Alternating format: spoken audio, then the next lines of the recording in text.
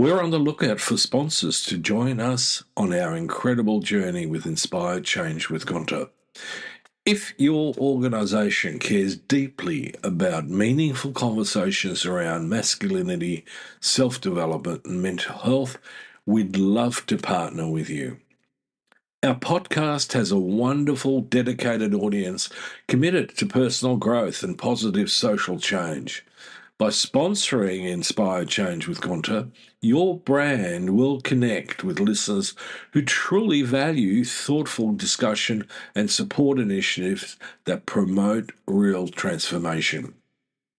We're incredibly proud to be ranked number 1 in Australia and number 5 in the USA on FeedSpot's top men's mental health podcasts. For more information on how to become a sponsor, please reach out to Miranda Spiegner Sapon, our showrunner and executive producer. We'd love to explore how we can work together to inspire change. Now, thank you for your continued support, and let's keep inspiring change together. You're listening to Inspire Change, a broadcast that strives to educate, motivate, and empower men to challenge traditions of masculinity. To guide us through the intricacies and intersections of emotions, relationships, and male identity is renowned psychologist, author, and speaker Gunter Swoboda. This is Inspire Change. Before I begin the actual podcast, I would like to respectfully acknowledge the Gadigal people of the Eora Nation, who are the traditional custodians of the land on which I work. I would also like to pay my respects to their elders past and present. Welcome everybody to another episode of Inspired Change with Gunter. Yes, I'm sitting on a squeaky chair. I'll try not to do that. So, as always, these are views that are mine, and I'm sharing them for educational and informational purposes only. So if you have any disagreements, fine, let me know. I'm happy to discuss. So, one of the things that's been sitting in my brain box lately is that there's a pattern playing out across a number of democracies that I think deserves a proper look through the lens we use on this show. A particular kind of leader seems to be doing very well with a particular kind of voter. And the strongest single predictor isn't income or region or even age. It seems to be gender. Men, especially younger men, are moving toward strong, simple, dominant leadership at a noticeably higher rate than women are. Now, I want to ask why that psychological pull exists. Not because the answer excuses anything, but because if we don't understand the hunger, we can't address it. And right now, almost nobody in public life is even trying to. So, let's start with a word we've used a lot this season, and that's patriarchy. It gets thrown around so often it's lost its edge. So let me sharpen it back up, because the sharp version is the one that matters today. The patriarch is literally the father figure in charge, the head of the clan, the chief, the king. And the whole architecture of patriarchy is built on one idea sitting underneath it, that the strength of one man filtered down is what holds the group together and keeps it safe. Might gives the right to rule. That's not a metaphor that I'm reaching for. That's the literal etymology and the literal structure. So when a society produces a leader who postures as strong, decisive, contemptuous of weakness, who fundamentally promises to personally handle the threats everyone's afraid of, he's not inventing something new. He is stepping into the oldest, most deeply grooved psychological role we have, the strict father. The man who, when the tribe is frightened, says, "It's okay, I'll handle it, you just do what I say." And here's the part that connects straight back to where we've been all season. That groove isn't just cultural. Out there in history books, it's fully exposed. It's installed in individual men in childhood as the masculine introject. Remember, it's that unconscious assimilating what's out there to install it in here. The internalized voice that tells a man what strength looks like, what weakness costs, and who deserves to lead. When that introject is strong and largely unexamined, a leader who performs dominance doesn't read as alarming. He actually reads as familiar. He's seen as correct, someone who's in harmony with the cultural vibe. And something in the nervous system seems to relax and says, finally, someone who actually sounds like a man in charge. Now, that's not a flaw in the men who respond to it. It's the predictable result of an old script meeting a leader who knows exactly how to perform it. Now, right now, I'm going to bring in a concept from the research literature that I think names this better than anything else I know. It's called a grieved entitlement, and it comes from the work of sociologists studying masculinity and grievance. The idea is actually simple, and once you hear it, it's hard to unsee. Patriarchy made men a promise. If you work hard, if you provide, compete, and win, you get status, authority, respect, a stable place at the center of things. For a long time, for a certain kind of man, that promise held. But then the world changed. Industries hollowed out. Women, rightly, entered every sphere that used to be exclusively male. The old certainties of who does what, where, when, and how automatically got changed. So they stopped applying. So for men who'd organized their whole sense of self around that old promise, and this doesn't land as progress, it lands as theft. Something that was owed to me has been taken away from me. That's the grievance. And it's specifically aggrieved because it's not really about any single policy or any single group. It's a diffuse, bone-deep sense that the world used to make sense and now it doesn't. And somebody must be responsible. A strongman figure offers something extraordinarily potent to a man sitting in that grievance. He doesn't ask the man to examine the feelings. He validates it instantly and tells him exactly who to blame. And then he performs loudly and publicly the one thing the grievance part of that man wants more than anything. He refuses to apologize. He refuses to be diminished. He takes up a whole lot of space without flinching. For a man who spent years feeling smaller, feeling watched, and quietly humiliated by a changing world, that performance of total, unapologetic dominance can feel less like politics and more like relief. Now, I want to be precise about what I'm saying and what I'm not saying. I'm not saying every man who finds that appealing has been personally harmed or treated unfairly.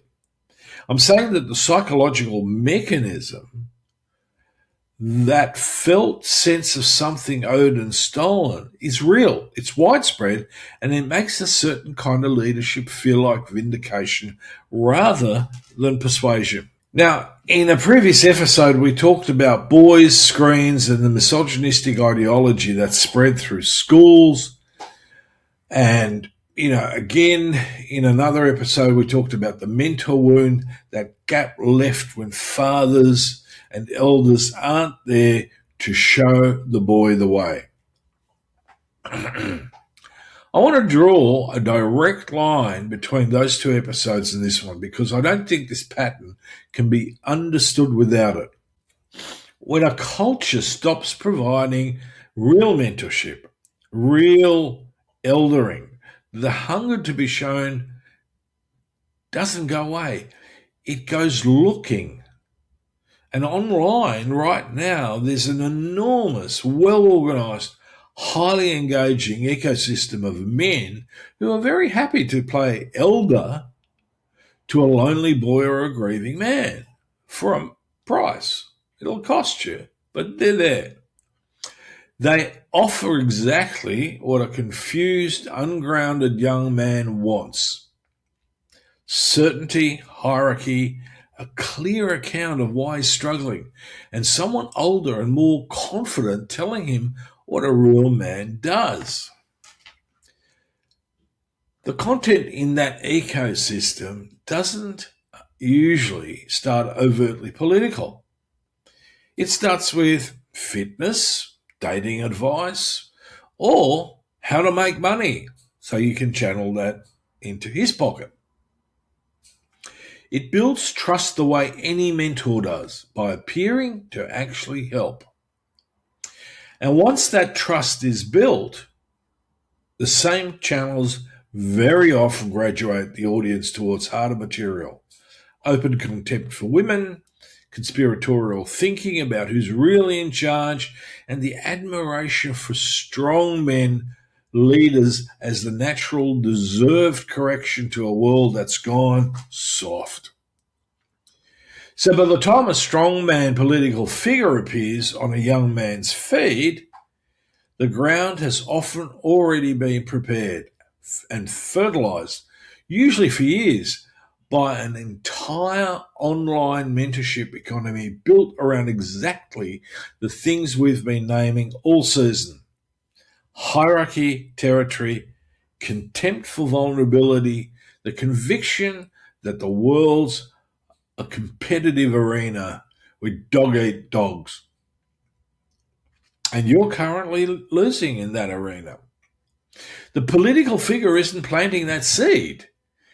It's harvesting a field that was already sown by absent dads, missing elders, and a digital landscape that rushed in to fill the gap with something far worse than what was lost. So if the hunger underneath this is real, what's the answer? I don't think the answer is mockery, and I certainly don't think the answer is a better argument. You can't out-debate a feeling of grief and humiliation. As I tell my clients and therapists, feelings need to be acknowledged and they need to be validated, but then brought into different contexts to see what that means. Now, as I said, it's about grief and it's about humiliation. You actually have to address what's underneath that, and that's squarely where this podcast lives. The men drawn to strongman figures are very often underneath the performance the same men we've been talking about all season. Lonely, mentorless, carrying an unexamined introject that tells them weakness is fatal and dominance is safety. Quietly grieving a version of manhood and status that no longer exists, without anywhere to put that grief and accept into anger. What actually answers that hunger is everything we've been building towards in this reconstructive arc. Real mentorship for men who've done their own work. So the hunger for an elder gets met by someone who'll actually nurture growth instead of grievance, friendship, So the isolation that makes a man vulnerable to any voice offering belonging gets filled by something real instead. A masculinity that offers strength and protection and provision, refined rather than discarded, but pointed at the people you love rather than at people you've decided that are the enemy. And here's the distinction I want to leave with you, because I think the whole episode comes down to one line. The patriarchal strongman offers certainty without growth. He tells you who you are, who to blame, and that you've never, ever have to look inward. A genuine elder offers the opposite. It tells you the path is harder than that. That real strength includes self-examination, and that the respect worth having is earned through character, not seized through dominance. One of those is a trap dressed up as belonging. The other is the actual work this show exists to support. If you recognize some of that aggrieved entitlement in yourself, I'd ask you not to feel shame about it. Feel curious. Address these things with curiosity. Where did that sense of something owed comes from? What would it mean to grieve what's actually been lost rather than demanding someone hand it back? That's not weakness. That's the beginning of exactly the kind of man this show is trying to help build. Now, as usual, there's a Patreon exercise to go with this one. Now, it's a careful, private piece of reflection, not a quiz about anyone's politics, and I'd encourage you to be honest with yourself in it. As a footnote, I would think about this from a political perspective as well. So this has been Inspired Change with Gunter. I've been your host. And if this episode today has resonated, share it with a man who needs it. And most of all, take action. So until next time, stay inspired and challenge the norm. This is me signing off.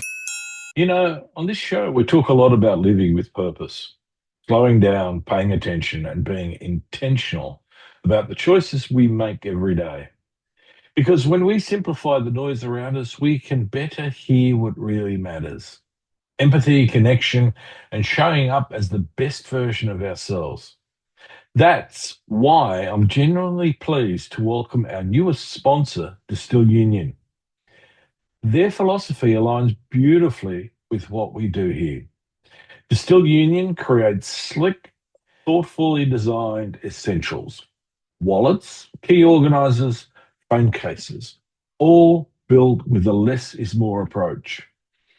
Their Wally wallets, Ferris key organizers, these are everyday tools that make life easier, cleaner, and calmer. In that simplicity, there's space for clarity. There's space for change.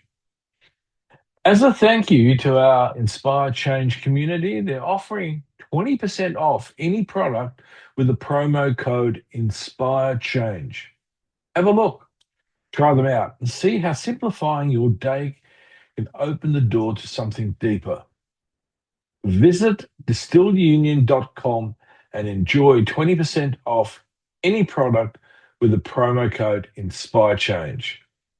That's distillunion.com with promo code Inspired Change to check out. Hello to all our listeners. We thank you for tuning in and supporting positive social change, which makes you a part of Gunter's efforts in transforming not only men's lives, but lives in general.